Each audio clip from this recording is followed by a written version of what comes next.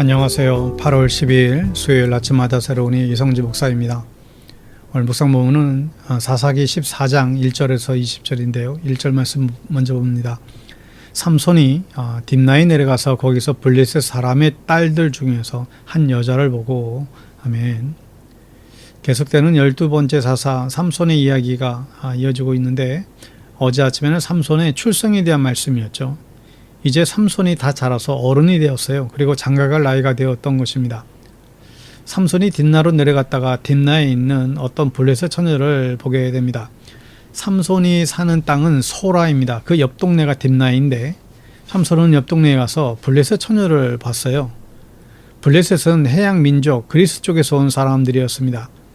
이스라엘 사람들은 이란 쪽에서 온 유목민들이었습니다. 인종이 달라요. 그러니까 삼손은 다른 민족 여자를 보고 그의 외모에 반해버리죠. 2절에 그가 돌아와서 자기 부모에게 말하기를 내가 딥나에 내려갔다가 블레셋 처녀를 하나 보고 왔는데 장가 들고 싶습니다. 주선해 주십시오. 이 처녀와 사귄 것도 아니에요. 그냥 가서 얼굴 한번 보고 온 것인데 얼굴 한번 보고 결혼하겠다는 것입니다. 삼손의 모습이 참 답답하죠. 부모님의 마음은 더욱 그럴 것 같습니다. 3절에 그러자 그의 아버지 어머니가 그를 타이르기를 내 친척이나 내 백성의 딸들 가운데에는 여자가 없느냐? 왜 너는 할례도 받지 않는 블레셋 사람을 아내로 맞으려고 하느냐? 그래도 삼손은 자기 아버지에게 말하기를 꼭 그 여자를 색시로 데려와 주십시오. 그 여자는 첫눈에 내 마음에 쏙 들었습니다. 여러분, 다른 민족의 다른 종교를 가지고 있는 며느리를 좋아할 이유가 없죠. 게다가 삼손은 나실인인데 부정한 이방 여자와 살면 어찌 나실인으로 살 수 있겠어요? 하나님과 약속을 지켜야 하지 않습니까? 삼손은 자신의 정욕을 따라서 처음 본 여자와 결혼을 하겠다는 것입니다. 이 삼손이 어떻게 낳은 아들입니까? 어떻게 길렀겠습니까? 그런데 삼손이 나쁜 길로 빠집니다. 왜 이럴까요? 참 그러고 보면 자식 키우는 데는 답이 없잖아요. 그래서 기도해야 되는 것이고 자식은 정말 기도로 키우는 것 같습니다. 여러분, 자녀들을 위해서 정말 간절히 기도하십시오. 기도로 키운 자녀는 반드시 바른 길로 돌아오게 됩니다. 자녀들이 믿음의 배우자들을 만날 수 있도록 지속적으로 끊임없이 기도하시기 바랍니다. 내 자식이 삼손이 되지 않도록 기도해야 할 것입니다. 여러분, 하나님의 법이 있습니다. 나실인의 법도 있어요. 하나님께서 삼손에게 평생 나실인의 삶을 살게 하셨는데 그런데 이 삼손은 거기에 신경 쓰지 않아요. 삼손의 삶은 그야말로 자기 맘대로입니다. 25절에 보면 그때에는 이스라엘의 왕이 없었으므로 사람들은 저마다 자기의 뜻에 맞는 대로 하였다. 이게 사사기 주제 아닙니까?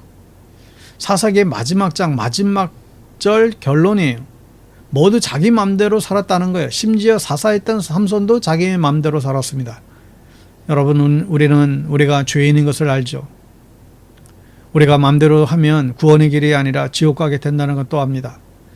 내 맘대로 사는 세상이 되면 결코 안 될 것입니다. 여러분, 오늘 이 시간에 하나님의 말씀을 우리가 묵상하죠. 하나님의 말씀을 우리가 늘 배우면 내 생각을 내려놓아야 돼. 내 생각을 비우고 하나님의 계획과 생각으로 늘 채워야 할 것입니다. 여러분의 소견대로, 내 소견대로 살지 마십시오. 하나님의 명령과 뜻대로 순종하며 살 수 있기를 축복합니다. 여러분, 자식을 이기는 부모가 없다고 하잖아요. 삼손의 부모님은 역시 삼손을 이길 수가 없었어요. 그래서 이 결혼을 허락하게 되죠. 10절에 보면 그의 아버지는 사돈될 사람의 집으로 가서 삼손은 신랑들이 장가갈 때 하는 풍습을 따라서 거기서 잔치를 베풀었다. 당시의 결혼 풍습을 알 수 있습니다. 신랑과 아버지가 사돈될 사람의 집으로 찾아가요. 그리고 신부의 집에서 잔치를 열게 됩니다. 그 잔치에 참석하게 된 것이죠.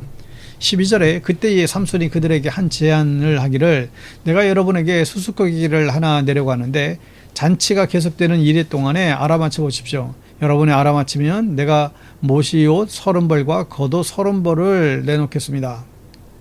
결혼잔치는 7일 동안 이어졌는데 7일 동안 음식이 떨어지면 안 되었습니다. 여기서 삼손이 도발하죠. 수수께끼를 내고 내기를 거는 거예요. 옷 30벌을 걸고 수수께끼를 냅니다. 근데 이 수수께끼는 도저히 맞출 수 없는 삼손의 개인적인 이야기였어요. 아무도 맞출 수가 없었죠. 14절에 보면 그래서 삼손이 그들에게 수수께끼를 내놓기를 먹는 자에게서 먹는 것이 나오고 강한 자에게서 단 것이 나왔다. 그러나 그들은 사흘이 지나도록 수수께끼를 풀 수 없었다. 당연히 못 맞추겠죠. 앞에 보면 삼손의 개인적인 이야기가 나와요. 사자를 때려잡아 죽였는데 사자의 시체에 벌이 꼬여서 꿀이 가득하라. 뭐 이런 이야기입니다. 사자의 몸에서 꿀이 나왔다. 이게 정답인 것이죠. 근데 이걸 누가 맞힐 수 있겠어요? 블레셋 사람 30명이 이 답을 알 수가 없죠. 그래서 삼손의 신부를 협박합니다.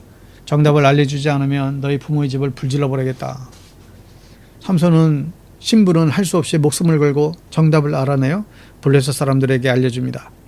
삼손은 다른 블레셋 사람 30명을 때려 죽이고 그 옷을 벗겨서 수수께끼를 푼 사람들에게 갖다 주죠. 그리고 화가 나서 결혼한 거 보고 집에 돌아가 버립니다. 이건 전쟁을 한 것도 아니고 그냥 힘센 사람이 화풀이를 하고 다닌 것이죠. 20절에 그러자 삼손의 아내는 삼손이 데리러 왔던 한 친구의 아내가 되었다. 그리고 그 결혼시에 참석한 삼손이 친구와 블레셋 여자가 눈이 맞아서 같이 살게 되었다는 거예요. 참 그야말로 황당하고 불행한 이야기입니다. 우리가 고집대로 살면 이런 결과가 나온다는 것입니다. 여러분, 우리가 이 사사기를 통해서 우리는 다시금 이 죄인임을 깨달아야만 하겠습니다. 내 고집을 내려놔야 하나님께서 내 삶의 주인이 되십니다. 내 고집을 내려놓읍시다.